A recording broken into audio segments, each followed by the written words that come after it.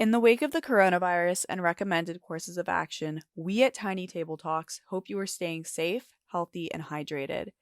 If you are able to, adhering to social distancing and working from home is recommended, but if you do have to go out, ensure that you wash your hands and use a mask if possible. Now, on to the show.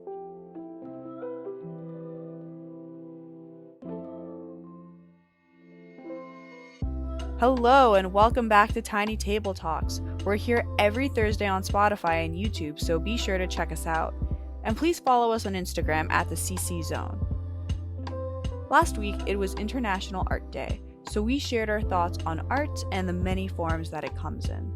It's been an essential part of staying sane for many of us during this quarantine.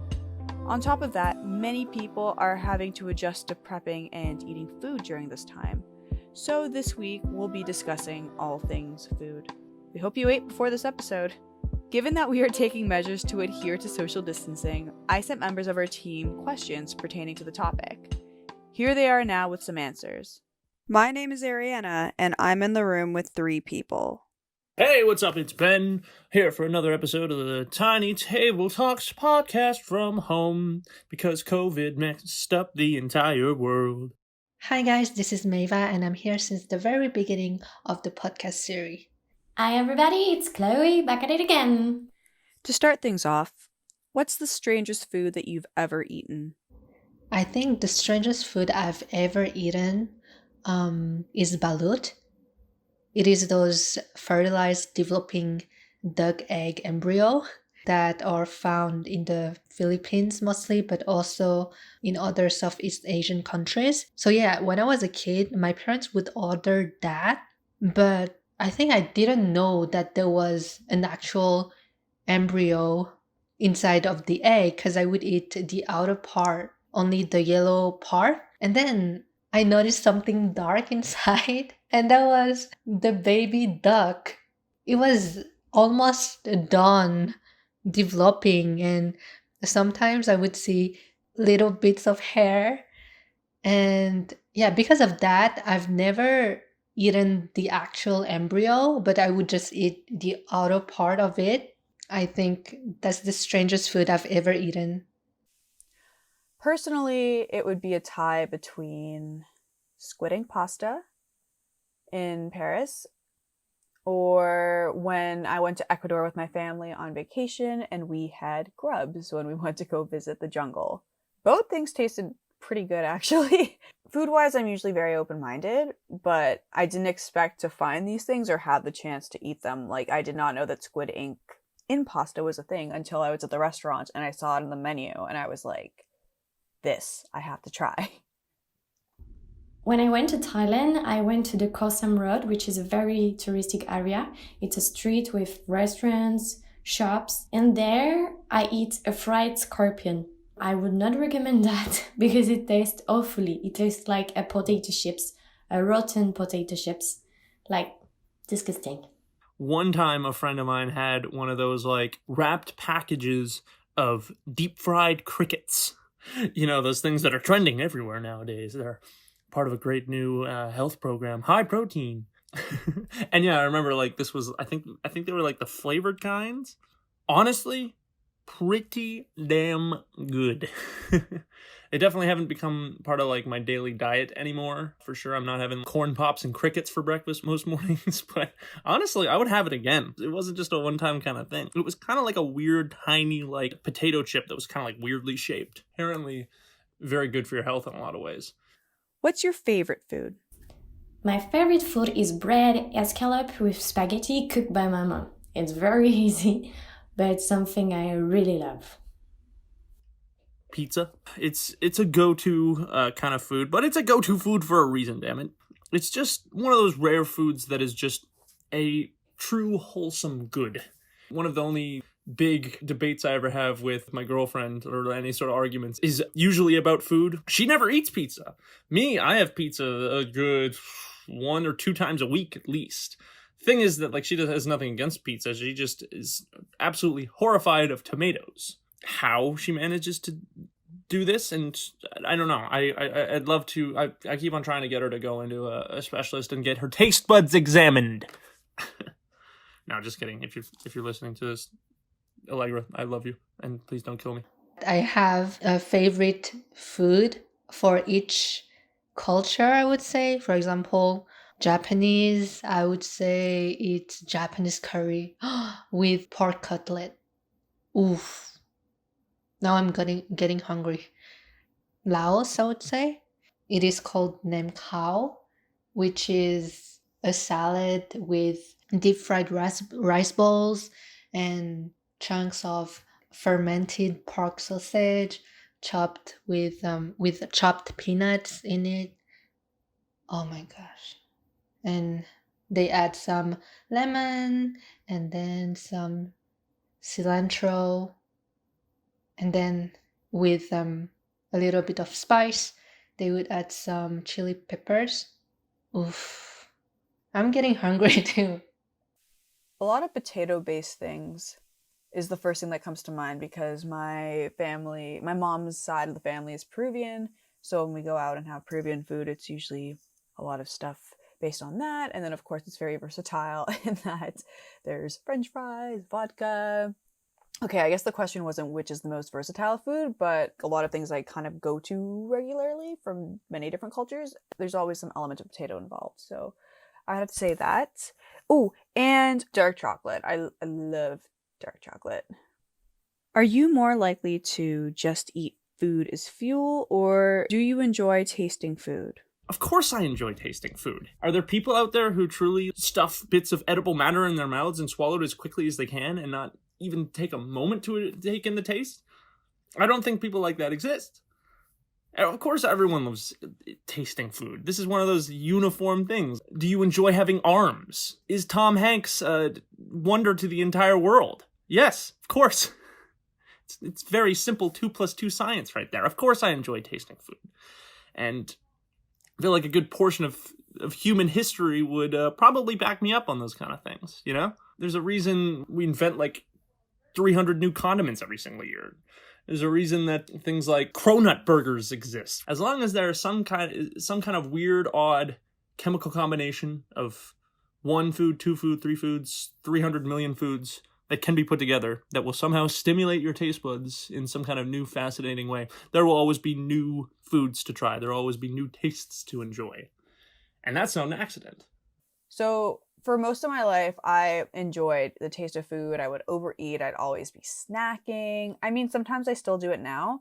But even when I was a kid, for example, I was very chubby because I ate a lot. When I was in high school, I did a lot of sports. I swam, I danced. And because of that, I was able to also just have like a more relaxed relationship with food, and that whatever I was eating, I was burning off. And now that I'm older, I've noticed different foods have different effects on me. I used to not care that I was lactose intolerant, but it actually hits me aside from just like stomach stuff. It gives me brain fog. It affects my mood. So now I do kind of think of food a little bit more as fuel, especially when I work out. So I try to eat things that will kind of benefit me moving forward and that don't make me feel bad physically and also give me energy to move. But at the same time, I still really, really, really enjoy the taste of food. But I've kind of hit a point in my relationship with food where it is a happy medium of both things. I enjoy tasting food. I eat food like all day long. Not because I feel that I do need that for my body, but just because it's a guilty pleasure. However, sometimes when I'm working, I need to have this feeling of, oh, my body is empty, Chloé, you need food to eat, because sometimes if I don't feel this anger, I would not cook for myself. I would just like skip the meal. When I'm really bored, I love tasting food just because I'm bored and I don't know what to do. But I think when I was younger, it was worse than now because I would always have snacks at home and I would always eat snacks for the entire day most of the time. Now I don't have any snacks at home because I think I should be healthy and only have breakfast, lunch, and dinner. But now that the quarantine is still going on, I kind of regret not getting snacks. Would you consider yourself an adventurous eater, or are you more of a picky eater? After the fry scorpion thing, I think you could consider myself as an adventurous eater. I like to try new things. I'm not very scared about that. And I'm not very complicated. Usually I eat everything I eat. Okay, based off of the first question, where I talked about the squid ink and seeing it on the menu and going for it, I would definitely consider myself an adventurous eater. Anytime I'm out in a new country or a new city, I try to eat something that I might not be able to have at home or I haven't had yet. And especially in Toronto in the summer, I always try to look out for cool restaurants that I haven't tried yet with different kinds of food. So yeah, I would definitely consider myself more adventurous. I would say if you don't tell me what the food is, I would be an adventurous eater. But then if you tell me, for example, crocodile meat, I wouldn't taste it because I know that's crocodile. So it's better if you don't tell me and I will gladly taste it. But from what I hear from my friends and family, they think I'm a picky eater. And whenever they cook meat, I wouldn't really eat that much meat. And when my boyfriend would ask me, "Oh, do you want to eat tacos for lunch?" I would say, "No, I don't want taco." Then he would just like, "Oh, sushi," and I'm like, "Oh, no, I don't feel like eating sushi." And according to these people, I'm a picky eater. But I think I was more of a picky eater when I was young. But then I had to move to Canada and I had to survive. So I didn't have the choice to be a picky eater when I was studying in university here. So I would just eat whatever food there was on the menu because I couldn't choose what to eat, basically. I am probably one of the most just famous picky eaters of my generation. I was a terrible child. For one thing, I was a cocky bastard. Once again, still haven't really found a cure to that part. But for the second part, I was a very picky eater when I was a kid. My poor parents, my poor friends, yeah. It was funny, I was always like a big fan of vegetables, but just a lot of like main courses and of food in general, I was never a big fan of. Like I remember for the longest time, I didn't really love chicken, like any sort of like chicken related meals. I didn't love a lot of things that had to do with cheese. I also like wasn't a big fan of like tomatoes and like certain kind of vegetables, like onions. So just all of that went out. And sandwiches. I didn't have my first true sandwich. There was something about the construct of the sandwich that I never really enjoyed.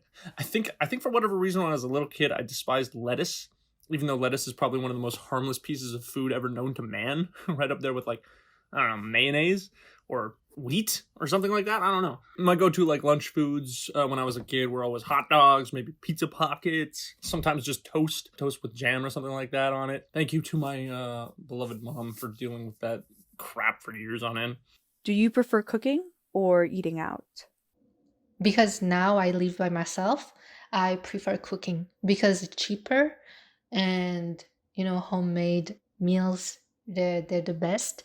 So I think cooking definitely, but sometimes when I'm feeling a little bit lazy to cook, maybe I'm hanging out with my friends outside, I like to eat out. Eating out. At the moment, it's quite complicated because of, this thing called quarantine. I had sushi delivered to my house this weekend because I really missed it. So I usually prefer to eat out because I'm not a very great cooker. But from the financial point of view, it's not always very easy. Most of the time, eating out is McDonald's. 80% of the time. Cooking, if it's an easy recipe. I love eating out, of course, when it's a little bit more complex, when you're looking for something. Although, to be fair, I go to like fancy restaurants and just order like the regular cheeseburger, like far more often than I'd like to admit. But still, like that answer stands. I always love making really big meals of some kind of like really simple food that everyone really loved to eat. Like when I was still at my house at university, I try to set it up maybe about once a month where I'd get all my roommates together. Maybe one or two friends would come over for dinner and we'd just make a gigantic mess of tacos. Somewhat of a complex dish, but like really easy to throw together. You cook up meat and you chop the lettuce and you grate the cheese and you stuff your face with them. And what was great about it too is that like that's a really good like team effort kind of meal. You could have someone who's never set foot in the kitchen in their entire life and you can get them to grab a knife and maybe chop up some tomatoes or mix up the salsa or something like that. It's easy stuff, man. That's some grade one kind of shit. Everyone just made the meal itself like a lot more rewarding. Honestly, 1,000% I prefer eating out, but most of the time now I do not have the money. Right now we are in quarantine. I'm getting into cooking. I do appreciate the time and effort it takes into putting in a good dish. What I prefer about eating out is that you get more variety. When I cook, I have a lot of the same go-tos.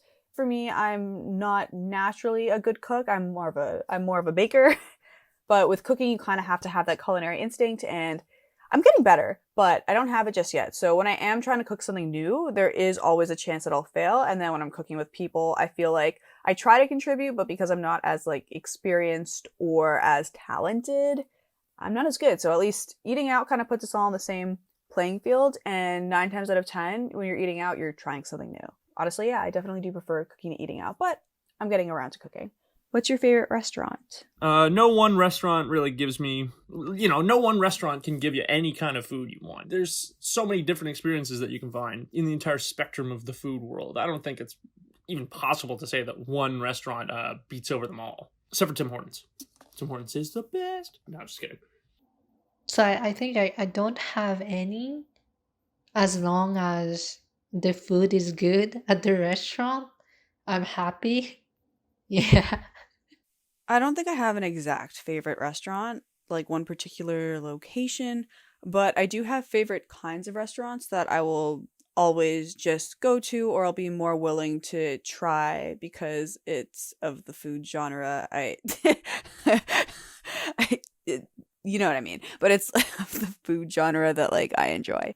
So for me, any restaurants that are Peruvian restaurants, Japanese, and anything with Korean barbecue. Ooh, ooh la la, yeah. Anything with those, I am in. I am so game. And for kind of quick meals where I really want to get something on the go and to fill me up for a while, a burrito place never fails. My favorite restaurant is Sushi Channel. I don't know if you say channel. It's called Matsuri. Basically, you have dishes going all around the restaurant and you have to catch it. It's on a rolling carpet. So you catch it and there is very different sushis, and depending on the color of the plate, the price is different. So at the end, you have to calculate all the price of the plates and you have to pay. It's very sad, but it tastes very good. I really like this place. It's funny and it tastes very good. What food from your ethnic background is your favorite? Do you have any old family recipes? As I mentioned before, I really like nem khao because it's like an explosion of flavors. Like when you chew on the salad, it's crispy, and then you can taste sour, but then it has a touch of coconut. And yes, I do have an old family recipe. So basically I do know how to make it, but it just takes a long time. Okay, I do have time now, but I'm just lazy to prepare the rice and then fry it, then just mix it with the sausage. I would rather eat something good and fast to cook. And yeah. My ethnic background is kind of a little bit up in the air. My family's mostly from the British Isles and with some Nordic backgrounds, but I've never been there. My parents had never been there. My grandparents had never been there. We don't really have much ties with the motherland. When it comes to old family recipes, though, the only one I can really think of is my father was always very famous for his just spaghetti recipe. Almost every Sunday night, we would cook up spaghetti, have it as a big family meal, and you'd come into the kitchen, and my dad, pretty much from 11 a.m., would have this grandiose recipe, one that involved just about every vegetable known to man, this really good ground beef that would be stirred in meat sauce, and just usually like fresh, well-diced tomatoes. It's not some kind of recipe that goes back generations upon generations. My dad made spaghetti a lot with his parents when he was growing up, and then he sort of perfected over the years. My dad was a fantastic cook, not really because he learned it from anybody, but because he got divorced when he was something along the lines of 26 or 27, and spent the next 10 years living by himself in his own little bachelor apartment. Ladies, if you ever want to find a man who can truly cook, look for divorced loner type dudes in their like mid-30s who have their own bachelor apartment. They will probably cook you up some really good spaghetti. And that's how my dad met my mom. I like my grandma food because she's Portuguese. Usually she cooks simple thing as rice, but it always tastes super good. About Portuguese food, I will recommend it pastéis de nata. It's a small cake. If you go to Belém in Lisboa, you have to go eat the Belém pastéis de natas. Also, I like I'm going to say it wrong. It's Portuguese, however. If there's Portuguese people, I'm sorry to offend you. Rissóis, it's fried, it looks like a croissant, and inside you can have like chicken or shrimp. Very good. From my father's side family, they come from Britain, which is the the west of France. Usually I eat a lot of crepe, sweet and sour. In the sour one, I'll always take the same thing, eggs, cheese, and ham. But sometimes when I go to a restaurant, I like to change. I really like the one with salmon. And also in Bretagne, they have this cake, which is called quinaman, and it's with lots of butter. It's maybe the most fat cake ever, but it's super good. My mom is Peruvian and my dad is from St. Lucia, so foods I like from my dad's ethnic background, jerk chicken, rotis, oh gosh, so delicious. But usually I only have those when we're in St. Lucia or on the off chance that we're in Kensington and there's a place that does rotis, and like I'll occasionally get it there. I believe it's there. There are some Peruvian restaurants in Toronto, so we usually frequent those on birthdays or special occasions. Oh my gosh, and there's so many good dishes. There's ceviche, there's the classic arroz con pollo. There's, oh my god, papa la huancaína, so that's another potato-based dish, anticuchos. Peruvian food is oh gosh, anytime I have it, it cheers me up. And the way they do chicken soup, oh my god, delicious. My mom has made ceviche in the house in the past, but a lot of the recipes for Peruvian food, it does take a lot of time and effort, so I'm more likely to end up getting those when I'm in Peru with my relatives or just when I'm at a restaurant. But my mom does make stuff from time to time. She does oatmeal and rice pudding and things like that. So she mainly does a lot of breakfast food in terms of like really from scratch. Is there a food you initially disliked but ended up enjoying over time? Spinach. When I was a kid, I really didn't like it. Now I love them. And on the opposite side, when I was a child, I really liked snail, French. Now I don't like them. Maybe because one night I threw them in my bed, since I never eat a snail. Tons.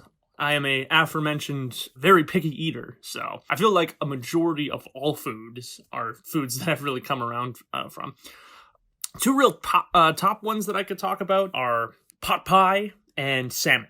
Those used to be two of my most like despised kind of meals that I would never want to even touch, but now they're two of my like go-to evening meals, honestly. Pot pies and just pies in general I've never really been a big fan of. But yeah, I don't know. There was just something about, I don't know, the crust was always like a big turnoff for me. It was just so much dryness to get to like a little tiny like inner beautiful core. Something changed about it like a couple years ago where it was just one of those classic like winter evenings where I got home from I think a class. One of my roommates had like baked up like this gigantic thing of pot pie that they could never finish on their own, and I was too tired to make any sort of dinner on my own, so I'm like, yeah, sure, let's have it. I eat it, and I don't know, something about like that pie that evening just, it filled my entire body with warmth, kind of warmth that I hadn't felt in so long. So it turned my whole perspective around on it. Salmon's a bit of a different story. Now, it wasn't me just like coming around to the actual meal. It was me recognizing that there were like different ways to actually make the food. Like when I was a kid growing up and salmon was ever made for dinner, I hated it. It was like the fish equivalent of turkey, where it was just so dry and just sort of tasteless. Like it almost became a task to finish it all. I would be cooking with my mom like on occasion, and then we started realizing like, oh, there's certain like sauces and stuff that you can add on to the salmon to really like stir up its flavor. And one thing we came across eventually is that hollandaise sauce. Hollandaise sauce is the holy grail of sauces to put on top of the salmon when you're cooking it, because it's just this wondrous cheesy buttery nectar that when you mix it with the salmon, or even like a lot of different kind of like fish and meats, it's just wondrous. We did that, and now pretty much every single time I'm making salmon, whether I'm at home or I'm like at any sort of other place, I'm going to be cooking some hollandaise sauce along with it. Try it out. It's a really good recipe. Oh, actually, when it comes to sushi, I didn't like sashimi, those raw fish pieces. because I think that was the texture, or it was just in my head, I think. But over time, I tried it and I just mixed it with the rice. And yeah, I like it now, but that's not gonna be a food that I would go to when I'm hungry. I used to hate mushrooms, I used to hate onions, and now I can't get enough of either of them. Actually, one of the things that my mom taught me that they actually do for onions for ceviche is you have to get a bowl of water, you put in some salt, like a good amount of salt, you mix it evenly, and then you put in your sliced onions, and you keep it there for 5 minutes. And afterwards, they taste delicious, like you could probably eat them by themselves, kind of thing. So that little trick changed my life in terms of enjoying onions, and also I realize now that it enhances the flavor for a lot of things. And then mushrooms too. As a kid, I used to straight up hate them. I would avoid them, but as I grew up, I guess my taste buds adjusted, and I dig them. I really like them. What food will you never ever eat? Some dish have, especially in Asia, and also I've watched a documentary. I think that was a tribe in Africa. They were kind of drinking the raw blood of an animal. And also, I know in Laos and Thailand, sometimes they are mixing the blood of a cow or pork with their noodles, but also they are adding some broth to it too, and they mix it together. And I think that's one type of food that I will never eat because the iron flavor of the blood is making me not really attracted to this type of food. Indian food. I can't think of any like specific dishes. Indian food, I've had a couple experiences with, and they have never been good ones. And there are two main reasons behind that. One, spice. I'm a hashtag basic white dude. So because of that, any kind of spice, be it jalapeno peppers, ghost peppers, or even something as simple as cumin, is my kryptonite. I had two friends. One of them was my roommate. He was from Pakistan, and then one of them was my next door neighbor. He was from India, and like in my first year of university, and they continuously subjected me to some of the spiciest foods you could ever imagine in your entire life, and they never even wanted to get my real opinion on how it tasted. They just wanted me to go crazy and have my entire face turn red the second I took like that first bite. So it sort of pulled me off it. And second main reason, just plain and simple, I don't know, Indian food always looks weird but intriguing kind of way that some foods look like. It truly looks like some kind of like alien goo half the time. It's these weird mixtures of green, of brown, of what am I looking at, like an actual like dish, or am I looking at like some kind of weird ectoplasm autopsy from the X-Files? Come on. Not trying to be too mean to the world of Indian food. I know that there's a lot of really good dishes out there, and I'm sure that I could find something eventually in the spectrum of it that tastes really good, but I don't think I'm really going to try.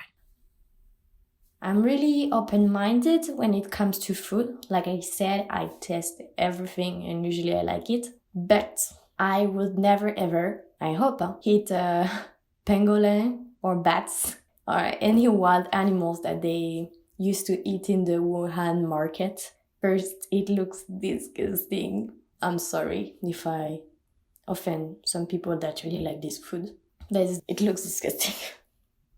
Olives. Still olives. The smell just puts me off every time. I know for people it's either the best thing they can do when they go to the grocery store, or the worst thing is walk by that little wagon full of olives, like all the different kinds of olives. My boyfriend, for example, he loves doing that. My dad and my mom love doing that.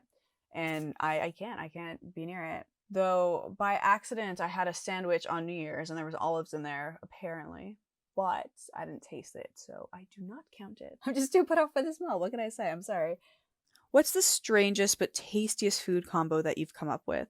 Probably dumb in most people's heads, but broccoli dipped in mustard is fantastic.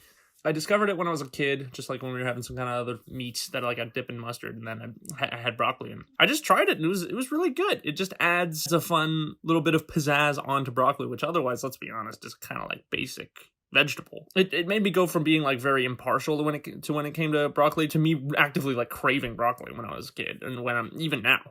This combo is not strange, but some people definitely find it a little bit gross. Oh gosh, I'm totally outing myself here.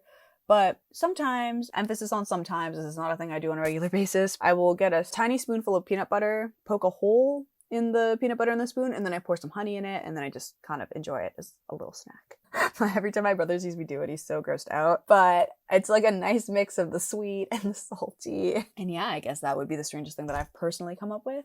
I know in elementary school for a while, I don't know if anyone remembers this, there were these like those tubes of like this gelatinous sweet stuff, and they were called ooze tubes and also Toblerones, and someone combined them, like they get an ooze tube of any flavor, put it on their Toblerone, and then eat it, and then called it Oozlerone.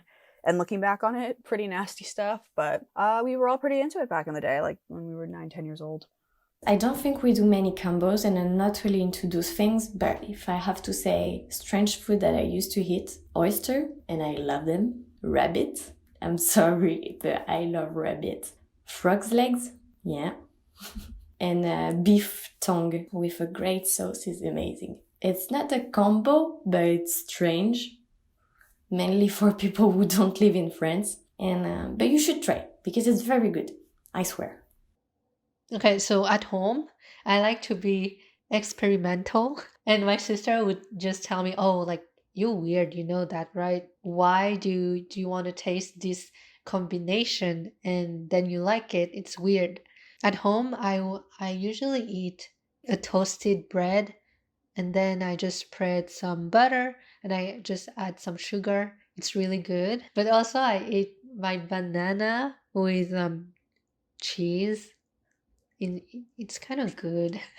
The most recent combination I like is boiled potatoes mixed with salsa sauce, and then you put some Doritos chips in it, and you boil some mushrooms, and then you add some cheese, and it's good. It's really good. I didn't expect that to be good. It's like a salad, but my own salad recipe, I guess. Are you team sweet or team savory? I like both. It really depends of the day, but I would say that now I'm most of the time in the team savory. Probably team sweet in terms of the second I eat something sweet, I'm more inclined to eat more and more and more. So I can it's an addiction. It's terrible. But for the most part, I think in the long run, I am definitely team savory. I feel like if I have a diet that's more savory than sweet, I'm a little more sane, I'm a little less hyperactive, less prone to crashing. And I guess with savory, you can always mix in a little bit of the sweet. Sure, you can mix in some savory to some sweet, like, you know, and you add like sea salt and caramel kind of thing. But okay, you know what? No, I think I'm talking myself into being team savory. It depends on the day, apparently. I'm team, if it tastes good, I eat it. Not getting in this weird team sweet or team savory. What are you trying to get me into? When I was young, I used to really like sweet food, even dessert. But then as I grew older, I don't know why, but when I have a high amount of sugar, I feel dizzy and I just want to sleep. So even with cakes, I don't really like cakes, but I'm not really a fan of cakes and even chocolate. I don't like eating chocolate right now. So I would say I'm more team savory. Which meal is your favorite of the day? Breakfast, probably. Once again, like cooking at home, it's just really fun to make with friends, and like, you know, you can stick to the really basic kind of aspects of breakfast with toast, with cereal, with anything simple like that. But the second you like rise above to any of the slightly fancier kind of aspects of breakfast, you know, the pancakes, the waffles, the bacon, eggs, sausage. That's the second you even get into that spectrum, it becomes this kind of wondrous treat. It's a meal that's pretty straightforward. You know, there's not too many insane things you can do with breakfast. You can just cook it up, you eat it, you have a great time. And yeah, I've had a lot of times where I just get a bunch of breakfast material, invite like 10 people over and try and do some kind of like big breakfast party. There's been a couple times where I get people together, make a whole bunch of breakfast. We have mimosas, and then we like marathon like 3 movies throughout the day. Those have been some pretty damn fun mornings. I would say dinner, because the only reason is just because I can kind of relax after work, eating food and just watching my shows or playing video games. While if I have lunch, I have to work after lunch, and I don't really like when I feel kind of rushed to finish my food. That's why dinner is my favorite meal of the day. Breakfast, 1,000%. I love breakfast. If I had the time to wake up and make myself a beautiful big meal, I will do it. A few years ago, I went on a Bumble date. There was no second date, but I got some nice wisdom because the guy was literally like, making breakfast is an act of self-love. Always like prep your breakfast. And he went into detail about how he did it. And I tried it, and it was pretty life-changing. And for some reason, even though I'm not a super creative person as a cook, I'm very creative when it comes to making breakfast meals, and I'm good at it. I'm good with making eggs. My dad taught me that at an early age, so eggs, for the most part, are considered a breakfast food. I feel a little bit more like an expert when I'm doing breakfast. My favorite meal is probably the brunch. It's not the breakfast, it's not the lunch, it's the brunch. I usually eat it once a week on the weekend. I probably like it because it's very easy to mix sour and sweet stuff, and because it's an excuse to eat a lot of pancakes. Do you have any seasonal favorites? Which holiday do you think has the best food? Surely winter. French people and how they love cheese. So we have many dishes with cheese. The most famous one are probably the fondue and the raclette. Basically, you melt some cheese and you eat it with potato or cold cuts. It's really good and very convivial because usually you eat that with many people. You do like raclette party. So winter, but I also like summer, like to be able to eat fruits, fresh fruits, small salad, have a little glass of white wine. It's very cool. I always love to have a lot of very specific meals during one holiday. That holiday is Halloween. Honestly, just the food surrounding Halloween is just very good. Usually in the days after October 31st, I will have very great family meals with dishes consisting of tropical Skittles, Aero bars, Kit Kats, Reese's Cups, jelly beans. Very, very good season for food. Probably not a very good season for my overall health, but that is aside from the fact.